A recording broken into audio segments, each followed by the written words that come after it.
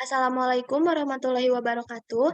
Sebelumnya perkenalkan nama saya Zahrani Salsabila dengan NPM akhir 013 dari kelas Ilmu Kelautan A. Di sini saya akan menjelaskan mengenai contoh soal dari kurva fitting. Namun sebelum itu kita harus mengetahui terlebih dahulu apa sih definisi dari kurva fitting itu sendiri.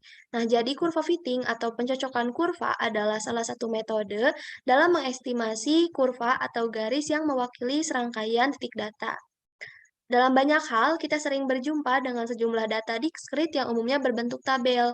Nah, data ini mungkin kita peroleh dari hasil pengamatan di lapangan, atau pengukuran di laboratorium, ataupun dari buku acuan atau jurnal yang kredibel. Nah, masalah yang sering muncul dan sering kita jumpai adalah menentukan nilai di antara data-data yang sudah ada tanpa harus melakukan pengukuran ulang. Misalnya adalah tersedia data-data Y pada berbagai X, maka kita dapat mencarinya dengan suatu persamaan fx yang memberikan hubungan y dengan x yang mendekati data. Nah, pendekatan seperti inilah yang kita sebut sebagai pencocokan kurva atau kurva fitting. Lalu, apa sih manfaat dari kurva fitting itu sendiri? Nah, seperti yang sudah tadi dijelaskan, kurva fitting ini itu digunakan untuk memprediksi harga atau nilai variabel independen terikat di suatu titik dengan cara menginterpolasi di antara harga-harga yang terukur atau nilai-nilai yang terukur.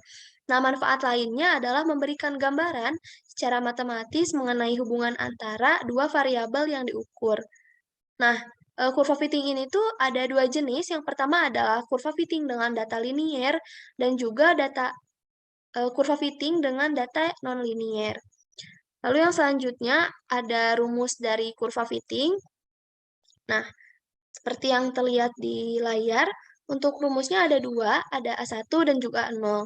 Untuk A1-nya, N atau jumlah data dikali sigma XY dikurangi sigma X dikali sigma Y dibagi N dikali sigma X kuadrat dikurangi sigma X dikuadratkan. Nah, untuk rumus yang A0-nya, sigma X kuadrat dikali sigma Y dikurangi sigma X dikali sigma XY dibagi dengan N atau jumlah data dikali sigma X kuadrat dikurangi sigma X dikuadratkan.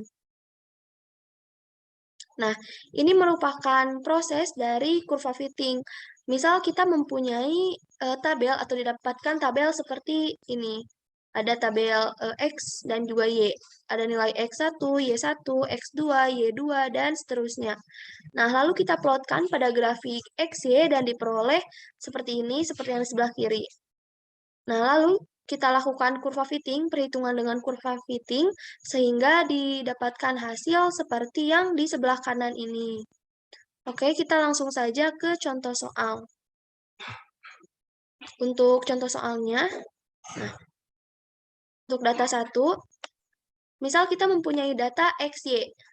Ini kita anggap untuk X2 dan XY-nya ini belum ada.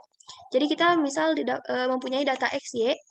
Nah, data XY ini tidak bisa kita langsung masukkan ke dalam rumus, karena rumus memerlukan nilai X kuadrat dan juga XY. Maka dari itu, kita harus mencari terlebih dahulu nilai dari X kuadrat dan juga XY. Nah, dari mana sih kita mendapatkan nilai X kuadrat dan juga XY ini? Nah, nilai ini bisa kita peroleh atau bisa kita dapatkan melalui perhitungan manual menggunakan kalkulator ataupun dengan menggunakan Excel. Namun lebih dianjurkan menggunakan Excel karena lebih praktis dan juga tidak memakan waktu yang banyak. Nah, setelah kita melakukan perhitungan menggunakan Excel untuk mencari X2 dan XY ini, maka diperoleh seperti ini. Lalu kita harus mencari sigma dari masing-masing data. Nah, kita jumlahkan dari atas sini sampai ke bawah sini. Kita jumlahkan dan dapatkan sigmanya 60 untuk yang X. Nah, begitu pula dengan yang Y dan juga X kuadrat dan juga XY, kita cari sigmanya. Setelah didapatkan nilai X kuadrat dan juga XY-nya, dan juga sigma, kita masukkan ke dalam rumus, yaitu A1 sama dengan N jumlah data, yang sudah tadi dijelaskan ya, sama. Nah, untuk N-nya 10, ini 10 dari mana sih? Nah, 10 ini jumlah data dari atas sini sampai bawah sini. Jumlah data dari awal sampai akhir itu adalah 10. Nah, untuk, sigma X Y-nya 430,3 kita masukkan, lalu dikurangi sigma X yaitu 60 dikali sigma Y yaitu 55,8 per N yaitu 10, dikali sigma X kuadrat yaitu 550 dikurangi sigma X dikuadratkan yaitu 60, dikuadratkan. Nah, lalu didapatkan hasil 955 dibagi 1900 dan hasil akhir untuk A1 adalah 0,5026. Nah, untuk A0-nya sama seperti A1, kita masukin, kita lihat dari tabel untuk dimasukkannya. Lalu didapatkan hasil 4872 per 1900. Nah, lalu kita bagi dan didapatkan hasil akhir untuk A0-nya adalah 2,5642. Nah, tapi sesudah melakukan pengukuran atau perhitungan ini, kita harus memasukkan nilai A1 dan A0 ini ke persamaan Y. Nah, untuk persamaannya seperti ini, kita tuliskan dulu yang A1, Y sama dengan 0,5026X ditambah, kita masukkan yang A0 yaitu 2,5642.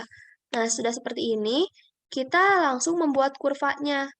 Nah, kurva ini juga berfungsi untuk mencari tahu kalau perhitungan yang kita sudah hitung itu benar atau salah.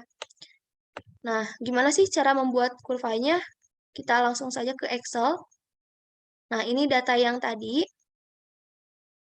Lalu kita ke insert, kita klik ini yang scatter, kita klik yang pertama. Lalu di sini ada select data, kita klik add. Di sini X value-nya kita pilih yang ini sampai bawah.